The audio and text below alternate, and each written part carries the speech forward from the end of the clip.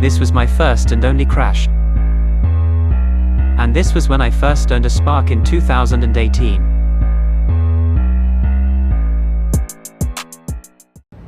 Got your first drone? Crashing a drone is not something you want to experience with your expensive flying camera. Here are the top common mistakes on the first few days of flying drones by beginners. Know about this to avoid making the same mistakes. 1. Flying indoors. Right after unboxing, your immediate thinking is to test your drone, and you want to test it while you are still at home. Be aware that GPS do not work indoors most of the time, so only the downward sensor will work to hold its position. There is a high possibility that your drone will crash into the wall if the sensors fails. Imagine yourself on a moving bus and you are not able to hold on the rails. If the bus breaks, you can fall, or not. Drones behaves the same way if it cannot hold its position. Go outside, test your first flight over a large field for starters.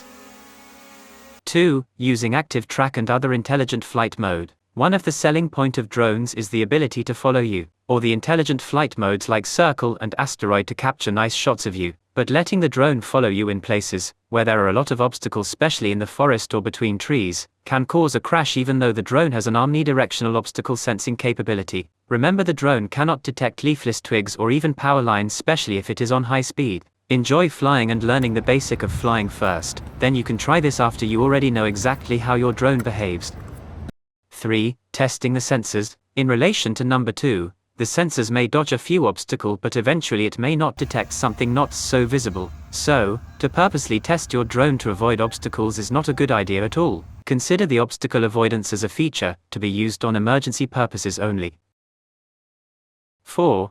Taking off without GPS lock. When your drone takes off without GPS lock, your home point will not be recorded until there are enough GPS detected. But when this happens, your drone may be already on mid-flight, and maybe your drone that time is already on top of a tree or above water. So when you activate return to home, it may land on those areas. And that's it for your drone, especially if you are not familiar with flying it manually and rely heavily on RTH, or do not know how to reset your home point. Do not rush and always perform pre-flight check.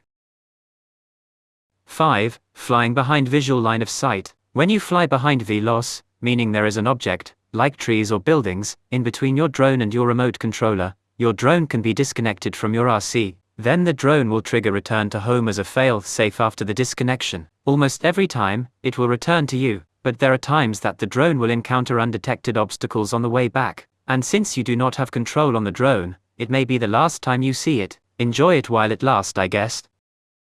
6. Ignoring low battery.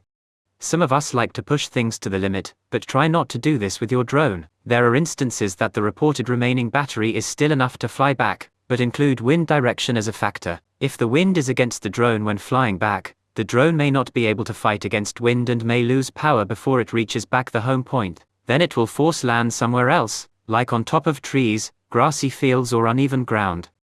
7. Hovering over water. Hovering over water is okay if you are at least 10 feet up. If you need to go lower, make sure you are constantly moving. Hovering over water when the drone is too low may confuse the downward sensor and may think that it is too close to the ground and will try to land. It would be best to keep a higher altitude when flying over water. 8.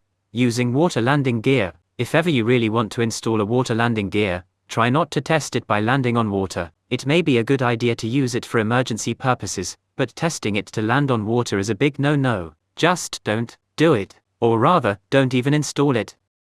9. Flying under trees. Flying low is one of the common things beginners do. This is okay if you are in a wide open field, but flying under trees may sound okay until your battery runs out, and your drone starts to RTH. When your drone returns to home, and starts to ascend to the defined auto RTH altitude, your drone may crash on the branches of those trees. And 10. Flying sideways or backwards. When flying sideways or backwards, your camera angle will not be able to capture what's on the side or the back of the drone. So, be mindful of your surroundings. Make sure you know where the drone will be flying so you will not crash into a tree or a building. And again, do not rely on the obstacle avoidance feature of the drone. Put this in mind that these features are for emergency purposes only. Hope points are taken. See you on the next.